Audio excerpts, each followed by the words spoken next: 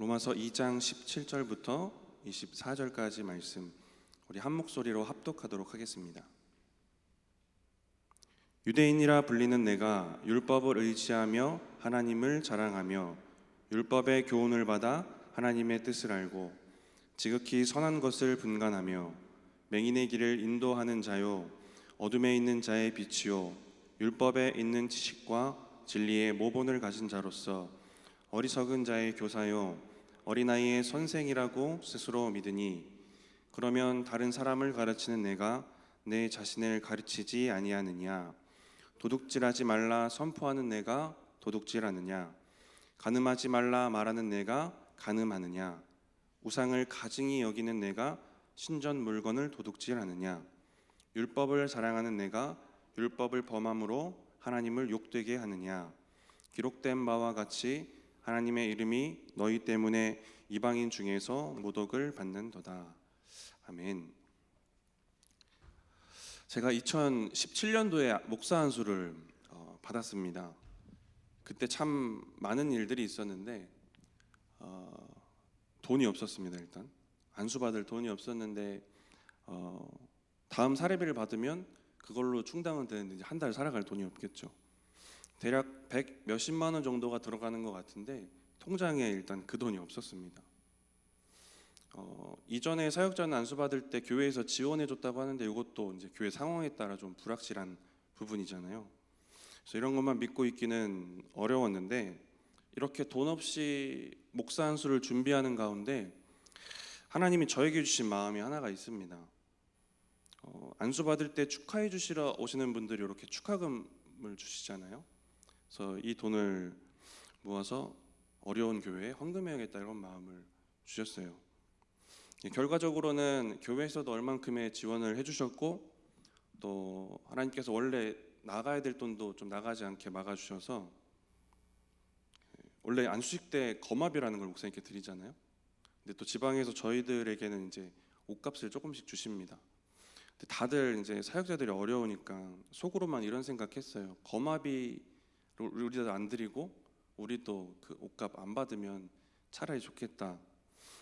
이런 얘기를 우리끼리만 했었는데 이런 얘기를 먼저 꺼내기 어렵잖아요. 선배 목사님들이랑 지방에.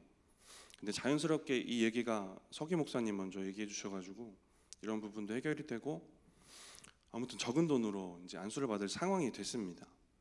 제가 이제 계산도 잘 하는 편인데 계산을 잘 해보니까 결론적으로 마치고 나면 이게 얼마가 남을까 이제 이 생각을 좀 해봤어요.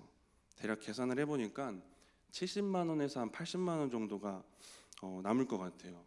더 많이 남으시는 분들도 많겠지만 제가 오실 만한 손님이 진짜 없거든요. 제가 부교역자 사역할 때 원칙으로 한 20가지 적어놓은 게 있거든요. 그 중에 한 가지가 네 사람 남기지 말자라는 게 있습니다. 그래서 오실 손님도 없고 뭐 지난 교회 사역했던 곳에서 연락할 곳도 없고 올 만한 사람도 없고 한 80만 원, 70만 원 정도가 남을 것 같아요. 근데 이 80만 원이라는 돈은 저에게 엄청난 목돈입니다. 근데 그 당시에 목돈이 생기면 제가 사고 싶은 게 하나가 있었어요. 컴퓨터입니다. 노트북을 좀 사고 싶었어요.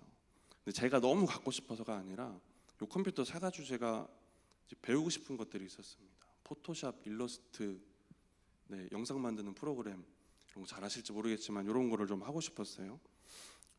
이제 시대가 변하면서 이런 게 사역에 필요하겠더라고요. 근데 이 마음은 잘 내려놨습니다. 하나님 앞에 이거 헌금해야겠다 작정했으니까. 근데 어려운 부분이 하나가 있었어요. 좀 내려놓기 어려운 부분이 하나가 있었는데 목사 안수를 준비하는 가운데 어머니가 갑자기 아프십니다. 여기 가슴 쪽에 혹이 원래 우리 권사님들이나 여자분들 이렇게 생기시는 분들이 많나 봐요. 그래서 수술을 할 수도 있다는 이제 얘기를 하셨습니다. 사역자이기 전에 저 이제 아들로서 이 마음을 참 내려놓기가 어려웠어요. 이 돈이면 수술비 되겠다 싶었거든요. 근데 결국 어머니께 이 돈은 제가 이렇게 작정했습니다. 우리 따로 또 기도해 봅시다. 이런 식으로 이야기를 했던 것 같습니다. 근데 이런저런 상황을 지나고 나서 안수를 받고 이제 마치고 봤더니 제가 저의 계산을 믿고 계산했던 돈보다 한 5배 정도 하나님이 허락하셔서 한 360만 원 정도가 모아졌습니다. 근데 뭐 손님 많이 온 것도 아니고 제 예상대로 예상했던 손님이 왔어요. 근데 생각보다 그 손님 중에 축하금을 많이 주신 분들이 또 있었고, 또 생각지 못했던 분들이 주신 돈이 있었는데, 그 중에 한 분은 제가 용인 그 시골에서 사역할 때 다들 교회가 작으니까 주일학교를 모아서 성경학교를 했었습니다. 근데 그 교회 중에 한 교회 목사님이 축하금을 보내주셨어요. 엄청 오래전 일이고 막 연락하고 지내는 사이도 아니었거든요. 근데 그런 돈도 있었고, 그리고 제 친구의 장인어른, 저는 얼굴도 본 적도 없고 인사도 한번 드린 적 없는 제 친구의 장인어른이 또 100만 원을 축하금으로 보내주시고 했습니다. 이렇게 하나님이 은혜로 채워주셔서 360만 원이라는 돈을 모았고, 이걸 어떻게 연금할까 고민을 하다가 제가 사역했던 지방회가 3곳입니다. 여기가 4번째 지방회예요. 그래서 100만 원씩 지방회 3곳에 익명으로 헌금하자라는 마음 주셨고, 그렇게 하고 남은 60만 원은 어머니가 알고 계시는 개척교회 익명으로 또 헌금을 했습니다. 그래도 어머니가 아팠던 부분도 있잖아요. 하나님이 귀하게 보셨는지 수술이 아니라 간단하게 치료할 수 있는 정도로 회복해 주셨던 은혜가 있었습니다. 저는 이렇게 안수를 받으면서 하나님이 놀랍게 일하시는구나 라는 것을 경험을 했습니다. 또 한 가지 감사했던 건 가난하게 살았던 적이 제 인생을 통틀어 참 오랜 기간이었는데, 그래서 그런지 저에게 주신 인생 말씀이 고린도후서 6장 10절 말씀이거든요. 막 가난한 것 같은데 사람을 부욕해 하고, 막 아무것도 없는 사람 같은데 모든 것 가진 사람처럼 그렇게 사는 겁니다. 근데 제가 소망한 그 말씀대로 살게 하시는 은혜가 참 기쁘고 은혜였습니다. 근데 이렇게 하나님 경험하고 체험하면 우리 사람이 꼭 하고 싶은 게 한 가지 있어요. 이걸 누군가에게 막 말하고 싶습니다. 근데 목사 한 수 바치고 하나님이 제 마음에 한 가지 마음 주신 게 있는데, 제가 길게 말씀드렸던 이 간증을 교회에서 설교할 때나 교회 누구에게도 말하지 말라고 하시는 겁니다. 근데 이 사건뿐만 아니라 그 당시에 제가 좀 고민하고 기도했던 부분들 가운데 하나님 주셨던 마음이, 내가 어떠어떠하다, 내 믿음이 어떠어떠하다를 내 입으로 최대한 말하지 말자라는 그런 돌아봄을 주셨던 기억이 납니다. 그래서 2017년도에 안수받고 이제 3, 4년 지나서 여기 올 때까지 업무 얘기도 얘기 못하고 혼자 꽁꽁 앓고 있다가 이제 드디어 오픈하는 간증입니다. 하나님이 말하지 않게 하시는 부분이 있었어요. 하나님 저는 분명히 체험했고 하나님이 하신 일이 분명하고 제 믿음도 그 가운데 순수했던 것도 제 양심에 손을 얹으니까 맞는 것 같고, 근데 내 믿음이 어떠어떠했다, 그래서 하나님이 어떠어떠하게 역사하셨다, 이렇게 말하는 것도 막으시는 경우가 있는 것 같습니다. 근데 오늘 본문에 보면 자신의 믿음이 어떠어떠하다라고 스스로 생각하고 말하고 믿고 있는 사람들이 나옵니다. 바울이 이야기하는 그 유대인들인데, 우리 17절 말씀을 같이 읽어보겠습니다. 유대인이라 불리는 내가 율법을 의지하며 하나님을 자랑하며. 17절에 유대인이라 불리는 이렇게 나옵니다. 누군가 불러주는 것 같은 그런 느낌이에요. 근데 좀 더 원어에 가깝게 해석을 해보면 이렇습니다. 유대인이라고 스스로 자처하는 내가입니다. 그러니까 스스로 유대인이다라고 생각하는 사람들입니다.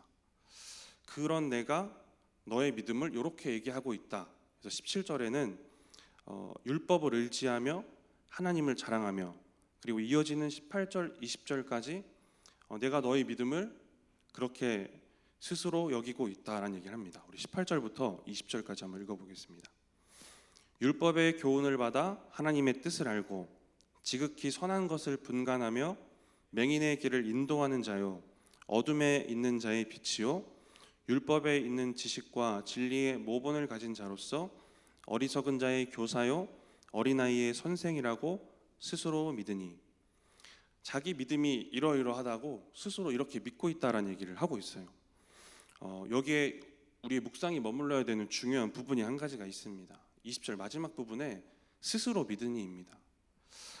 자기 믿음이 어떠어떠하다고 유대인들이 스스로 그렇게 믿고 있는 겁니다. 근데 이어지는 또 뒤에 본문을 보시면 실상은 그렇지 않은 율법을 오히려 거스르는 그러한 모습들을 가지고 있는 거짓된 믿음 가지고 있는 모습을 우리가 보게 됩니다.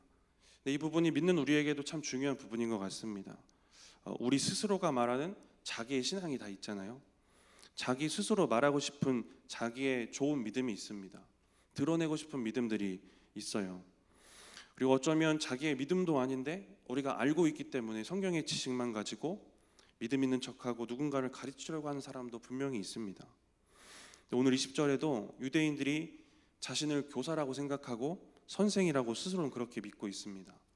근데 21절 보면 다른 사람은 가르치는데 자신은 가르치지 아니하느냐 하고 이야기를 합니다. 다른 사람은 가르치지만 오히려 자신은 그 가르침대로 살지 못하는 사람입니다.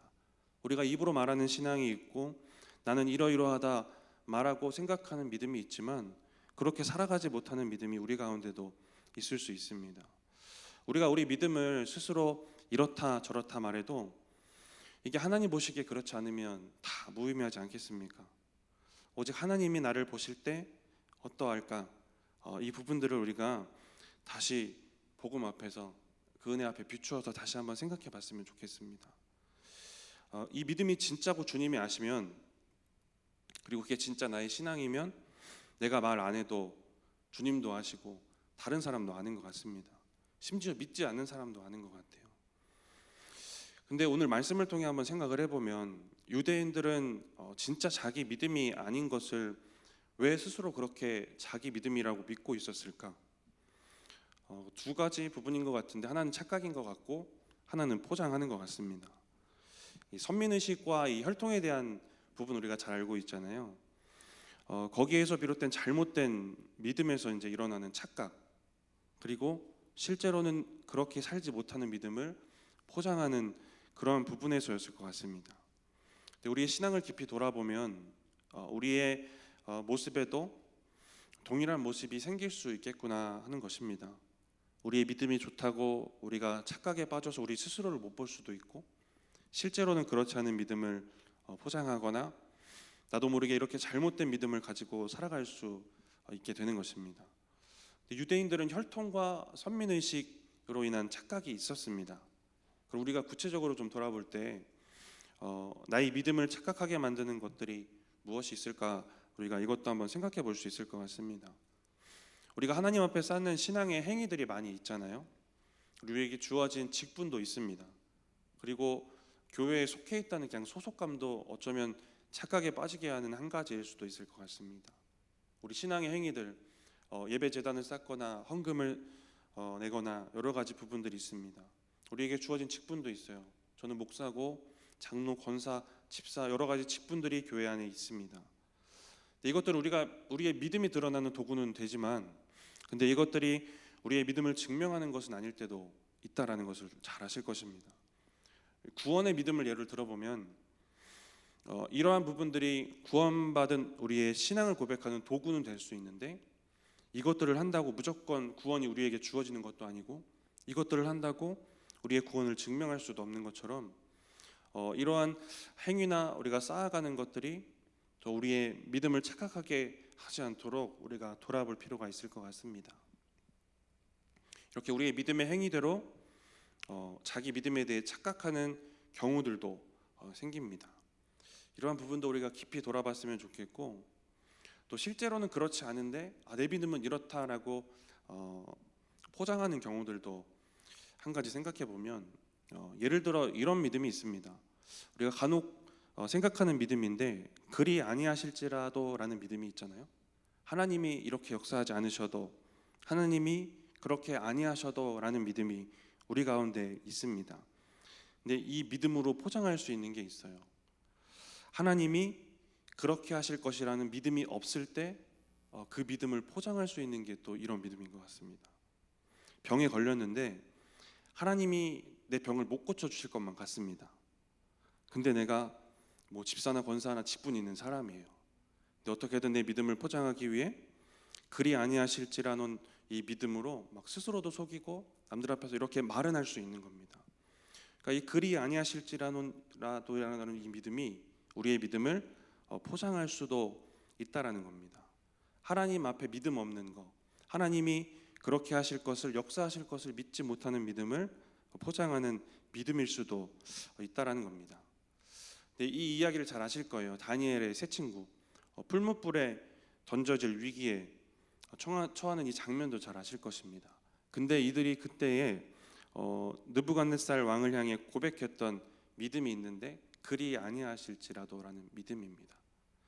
다니엘 3장 18절 보시면 하나님께서 풀무불에서 우리를 건져주지 않으셔도 그래도 나는 왕의 신과 우상에게 절하지 않겠습니다 라는 믿음의 고백을 합니다. 근데 그 믿음의 고백 이전에 이 세 명의 친구가 고백하고 가지고 있었던 믿음이 있습니다.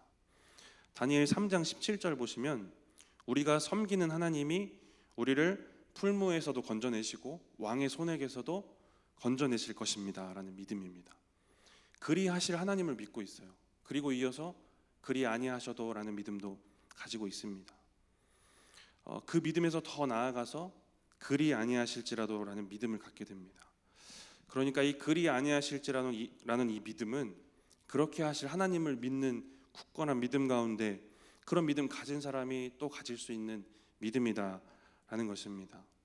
근데 이러한 믿음을 우리가 내 믿음 없음과 하나님이 일하시지 못할 거야라는 약한 믿음을 포장하는 도구가 되어질 수도 있다라는 겁니다.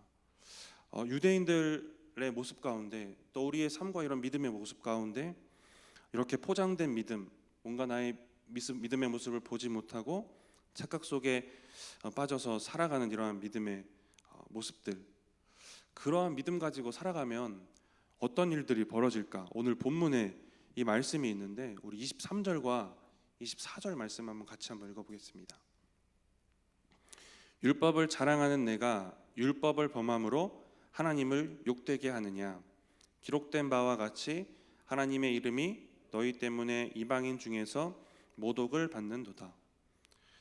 우리의 이 거짓된 믿음들, 우리가 착각하고 우리의 믿음 포장하고 온전한 믿음으로 살지 못할 때에 우리가 스스로는 이렇게 믿음이라고 말하지만 그대로 살지 못할 때 하나님을 욕되게 하고 하나님의 이름이 세상에서 모독받는다라는 것입니다.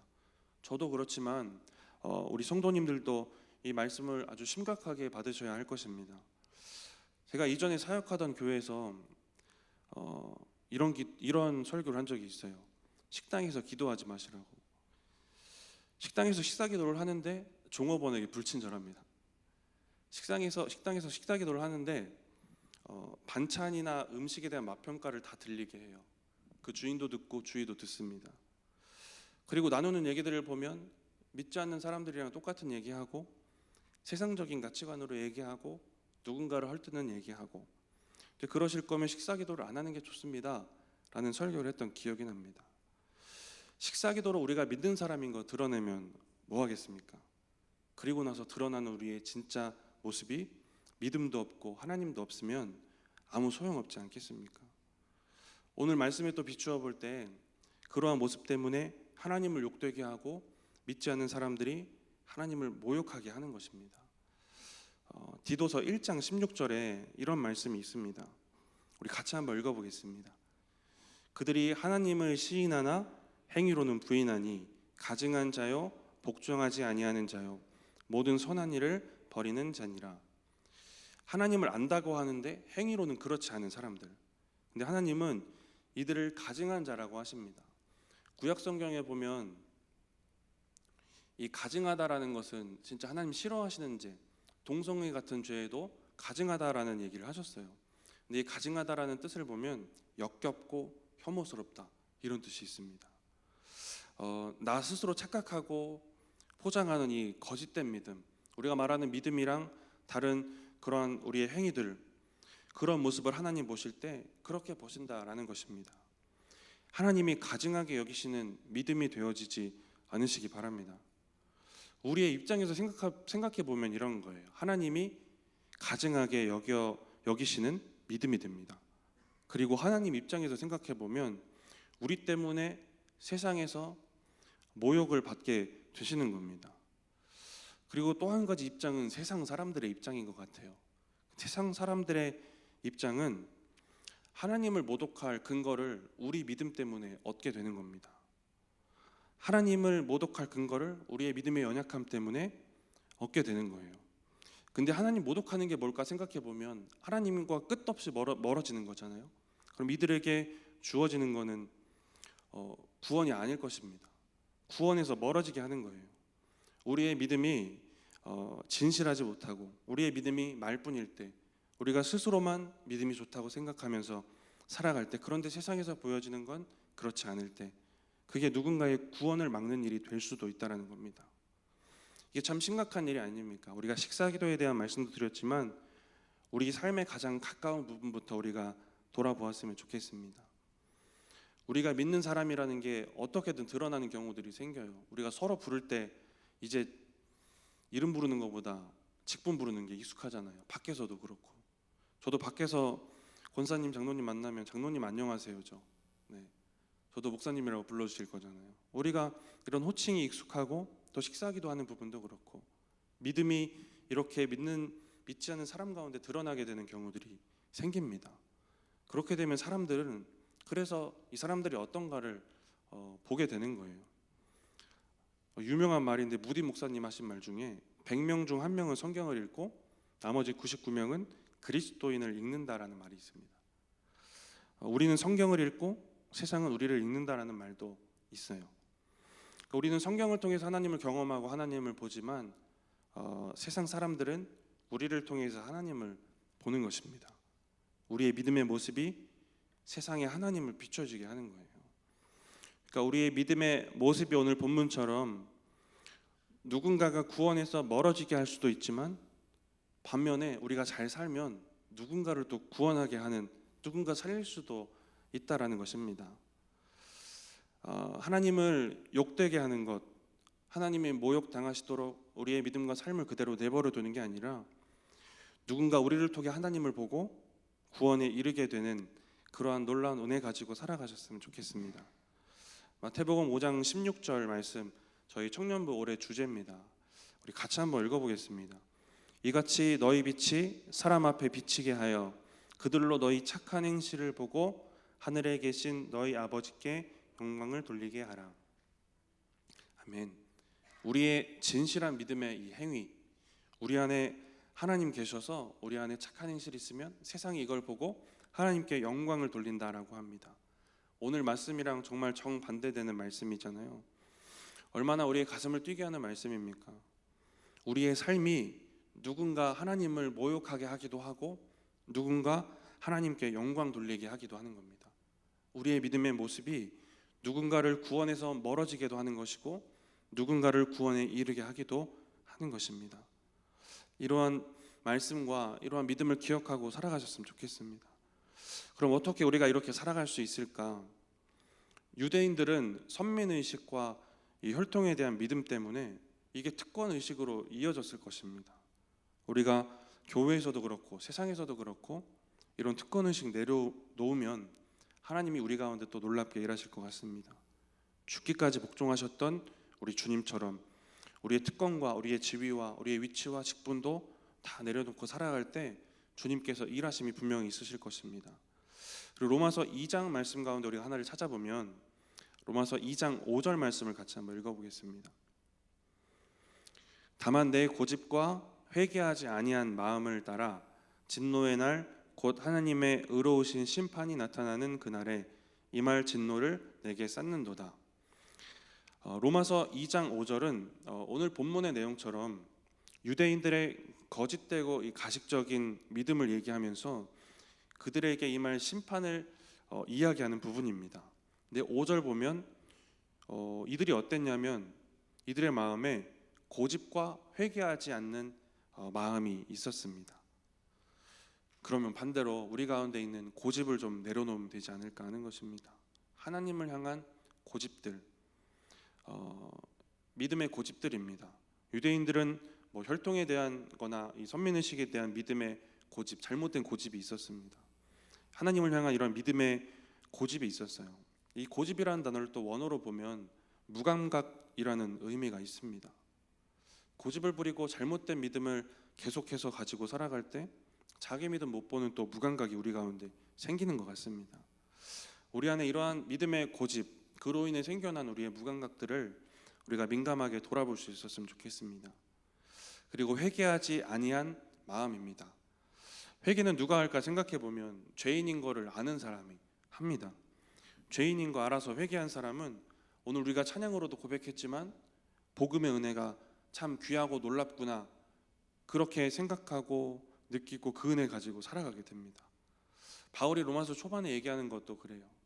이방인들도 죄인이고 유대인들도 죄인이고 하나님 몰라도 죄인이고 하나님 믿는 우리도 죄인이고, 그래서 우리 모두 복음과 이 은혜가 필요하다라는 얘기를 이제 이어서 하게 될 것입니다. 복음에 비추어서 우리의 모습을 보고 또 은혜를 다시 한번 돌이키시는 그러한 은혜가 있으셨으면 좋겠습니다.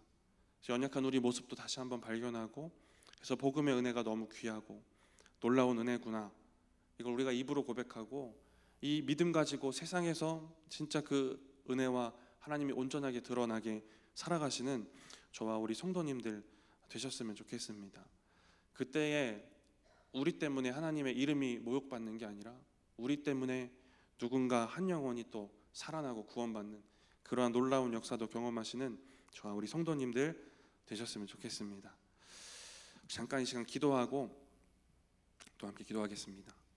하나님, 우리의 믿음을 오늘 말씀에 비추어 다시 한번 돌아보게 하시니 감사합니다. 스스로만 자기의 믿음을 그렇게 생각했던 사람들처럼 우리도 믿음의 착각과 또 우리의 믿음을 숨기고 포장하기 위해 살아갔던 모습이 없지는 않은가, 이 시간 돌아보게 하시고 다시 한번 복음과 그 은혜에 비추어 주님이 주시는 온전한 믿음 가지고 살아갈 수 있도록 주님 함께하여 주시옵소서. 하나님, 우리의 연약한 믿음 때문에 주님의 이름을 욕되게 하고 주님이 모욕받게 하는 그러한 삶이 되어지지 않도록, 그런 믿음이 되어지지 않도록 주님 함께하여 주시고, 우리의 믿음 때문에 세상의 사람들이 우리 아버지 하나님께 영광 돌리고 또 구원받아 돌아오는 놀라운 역사를 경험하는 우리의 삶과 믿음 되어질 수 있도록 주님 함께하여 주시옵소서. 이 시간 주님께 감사하며 드린 헌금하는 손길들이 있습니다. 예물 드린 손길 가운데 주님 함께하여 주시고 놀라운 은혜로 채워주시되 믿음의 복 더하시고 다시 복음으로 충만하여지는 은혜로 함께하여 주시옵소서. 감사합니다. 예수님의 이름으로 기도드립니다. 아멘.